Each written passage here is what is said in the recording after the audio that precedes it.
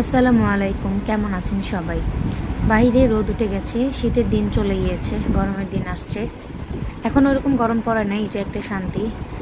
আর আমাদের মহিলা মানুষের লাইফটা জগা খিচুড়ি, জানেন? না, জগা খিচুড়ি মানে খারাপ কিছু ভেবে ভুল করবেন না।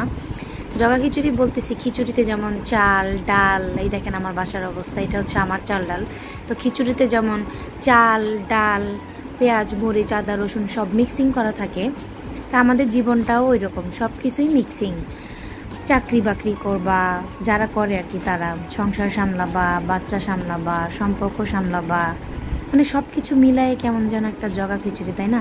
তো এই খুশিতে আমি নিজেও আজকে একটু জগা খিচুড়ি রান্না করতেছি, খিচুড়ি মাখায় বসায় দিছি। কালকে বাবার বাড়িতে যাব।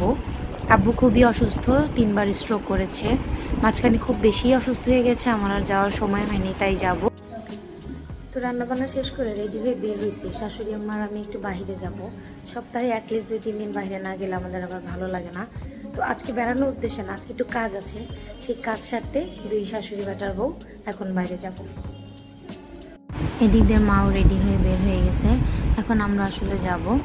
তো মাকে নিয়ে রিক্সায় উঠলার মজাই আলাদা, আমরা দুজনে এরকম করেই ঘুরে বেড়াই। ডাক দিলাম যে একটু তাকান, সবাইকে একটু দেখাই। তো পৌঁছাই গেছি আমরা মার্কেটে, মোটামুটি কাছাকাছি চলে আসছি। আসলে টেইলার্সে একটু কাজ ছিল, সেই জন্যই আসা। তো অনেকদিন ভিডিও দিতে পারি নাই, তারপরেও আপনারা সাথে থেকে সাপোর্ট দিচ্ছেন, সবাইকে অসংখ্য ধন্যবাদ। আজকের মতো আল্লাহ হাফেজ।